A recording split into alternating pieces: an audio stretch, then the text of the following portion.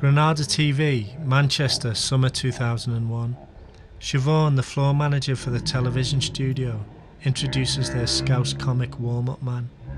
The programme, Stars in Their Eyes, consists of ordinary members of the public dressing up and performing as their favourite pop stars, having a share in the stardom of someone else, glimpsing fame yet effacing themselves in the process. We're going to warm you up now, Siobhan says, and get you in the mood. Here's the man to do it. Let's meet him, let's greet him. It's Ted Robbins. Ted's initial words are drowned beneath the loud applause. He says, "Thank you, Siobhan. Your floor manager, Miss Leese. Ladies and gentlemen, welcome. Hello. Come on, Ted's my name. Will you shout hello, Teddy? 1, 2, 3. Hello, Teddy," shout the audience. Then he says, "All the girls shout hello, Teddy. 1, 2, 3. Hello, Teddy," shout the girls. Ted repeats this process through the whole family unit until he says, "And now, last but not least, any granddads? 1, 2, 3. About 3 people shout hello, Teddy. Ted says, "I think the Viagra's just kicked in. Welcome, ladies and gentlemen. My name's Ted Robbins. I'm your... What am I tonight? Your studio host." He tells a few jokes, interacting with the audience all the time. Meanwhile, I'm standing on the stage with my little video camera, recording the proceedings. At one point, Ted spots me and shouts, "Hello, who's this on this camera over here? What's your name?" "Paul Rooney," I say. "Paul Rooney, how are you, Paul?" "Good, thanks." "You've only got a little one, haven't you, Paul?" "It's very small, yes, I say. "Give Paul a nice round of applause." Ted beckons me out from behind my camera. "Come out here, get yourself on camera. Come on, get yourself on camera. Nice big hand for Paul, ladies and gentlemen." For some reason I wave at the camera as I arrive in front of Ted. He says, "You've set up your own little camera up there, Paul. What are you doing?" I'm doing an art video," I mumble. Ted repeats, "An art video?" "I'm an artist. I'm going to use shots of the audience in an art piece that I'm doing." The audience utters a pantomime. "Ooh." "Do they have to get their kit off?" Ted asks. "No," is all I can think of to say. "What a great shame, ladies and gentlemen. Will they be sealed in formaldehyde?" Stuck for a snappy line, I simply say, "I've not thought of that, no." "And where will the work be exhibited?" I'm still not sure.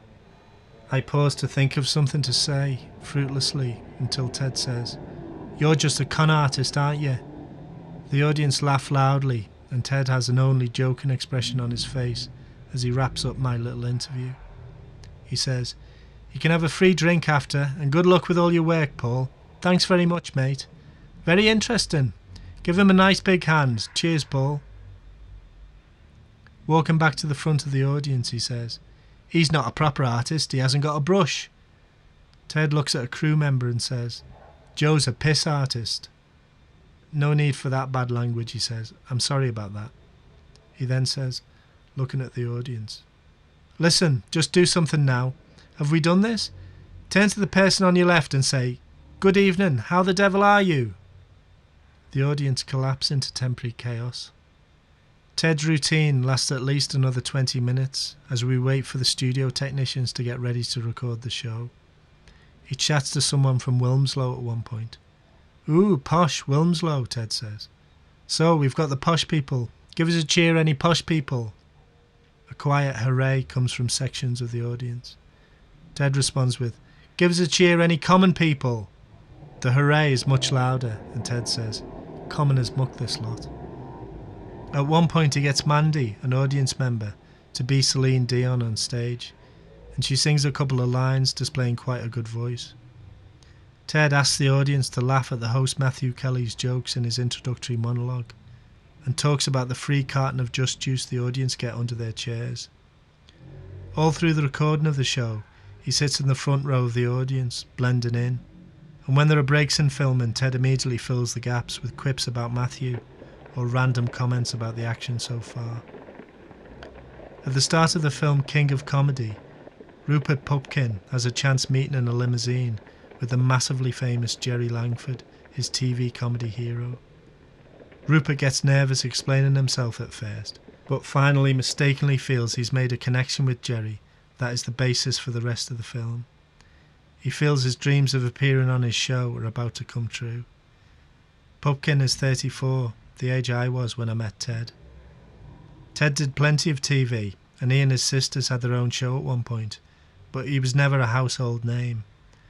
The final edit of Stars in Their Eyes will have no trace of Ted's presence, and the audience will probably struggle to remember Ted's part in the experience they had, let alone my small participation in Ted's routine. He kept the wheels oiled, provided the right level of anticipation for the main event, without stealing its thunder. He warmed the audience up to just the right temperature, like the last song on the tannoy before the team comes onto the pitch, or the local band supporting the big name group. The contestants in Stars in Their Eyes itself, who were introduced with a mini documentary about their lives and a studio interview with the host, dissolved themselves in the process of performing as someone else.